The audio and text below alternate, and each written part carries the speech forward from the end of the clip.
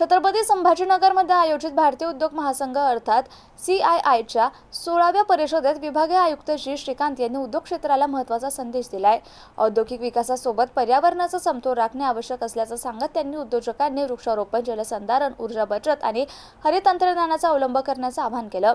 प्रशासन उद्योजकांच्या पाठीशी असून योजनाबद्ध औद्योगिक विकासासाठी सर्वतोपरी सहकार्य केले जाईल अशी ग्वाही त्यांनी यावेळी दिली। CIIच्या 16व्या परिषदेत बोलताना विभागीय आयुक्त जी श्रीकांत यांनी छत्रपती संभाजीनगरच्या औद्योगिक प्रगतीचा आढावा घेतला। बजाज समूहापासून सुरू झालेला औद्योगिक विकास आज टोयोटा, JSW सारख्या आंतरराष्ट्रीय कंपन्यांच्या गुंतवणुकीपर्यंत पोहोचल्याचं त्यांनी सांगितलं। वाढत्या औद्योगिकीकरणामुळे रोजगाराच्या मोठ्या संधी निर्माण होत असून प्रशासनाकडून आवश्यक पायाभूत सुविधा उभारण्याचं काम सुरू असल्याचं त्यांनी स्पष्ट केलं।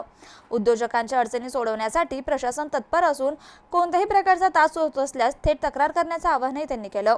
यासोबतच उद्योग क्षेत्राने शाश्वत विकासाच्या दृष्टीने पर्यावरण संवर्धनाला प्राधान्य द्यावं आणि छत्रपती संभाजीनगरला आदर्श हरित औद्योगिक केंद्र बनविण्यासाठी पुढाकार घ्यावा असंही त्यांनी नमूद केलं। छत्रपती संभाजीनगरला मिळालेली इलेक्ट्रिक व्हेकल कॅपिटल ही ओळख भविष्यात आणखी बळकट होईल असा विश्वासही त्यांनी व्यक्त केला।